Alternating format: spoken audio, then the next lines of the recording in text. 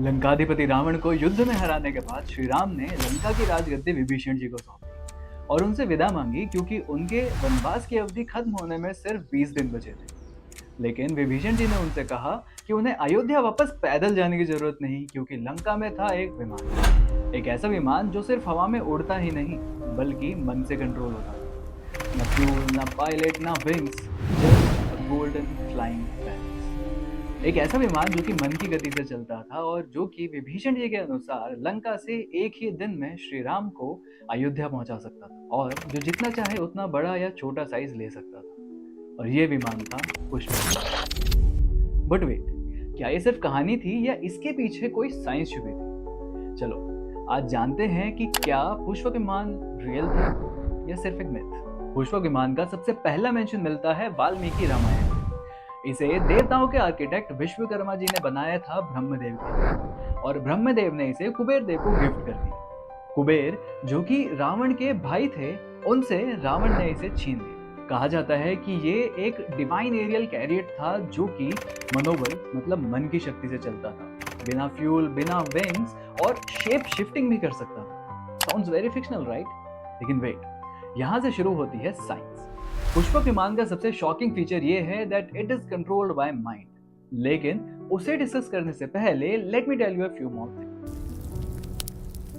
First up is the historical mentions. सिर्फ भारत ही नहीं, Babylonian, Greek और मायन कल्चर्स में भी एंशिएंट फ्लाइंग क्राफ्ट्स का जिक्र है। इन टेक्स्ट में कैरियर्स ऑफ फायर, स्काईबोट्स और सन शिप्स जैसी चीजों को मेंशन किया गया है। तो क्या ये सब कुछ एक कोइंसिडेंस है? Pushpak Viman is not just mentioned in Ramayana. There is an ancient Indian text in Sanskrit जिसको वैमानिक शास्त्र कहते हैं।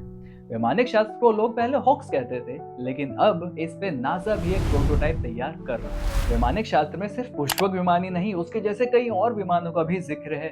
ये उसके अंदर के यूज मटेरियल्स, कंस्ट्रक्शंस, मैकेनिज्म और सारी की सारी चीजों को डिस्कस करता है पूरे के पूरे डिटेल। लेकिन वैमानिक शास्त्र में कुछ ऐसी मटेरियल्स का जिक्र हुआ है जिन्हें या तो हम अब तक डिस्कवर नहीं कर पाए हैं या वो शब्द हम आज तक समझ नहीं पाए। पुष्पक विमान के कुछ फीचर्स ऐसे डिस्क्राइब किए गए हैं जो modern day VTOL, vertical take off and landing aircraft जैसे लगते हैं।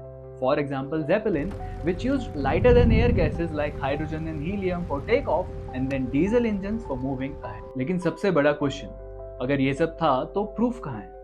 एंड इसका answer lost in time.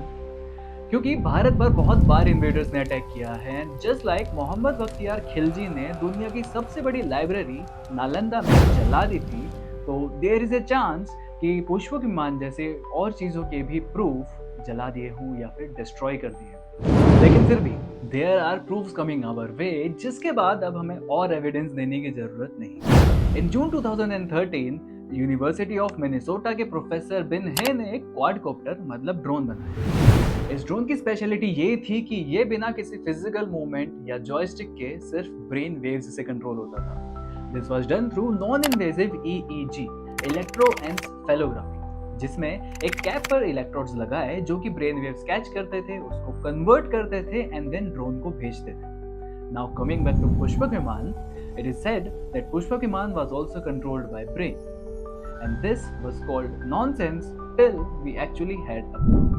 Another fragment of evidence from Ramayana about Pushpak Viman is Pakshiraj Jatayu.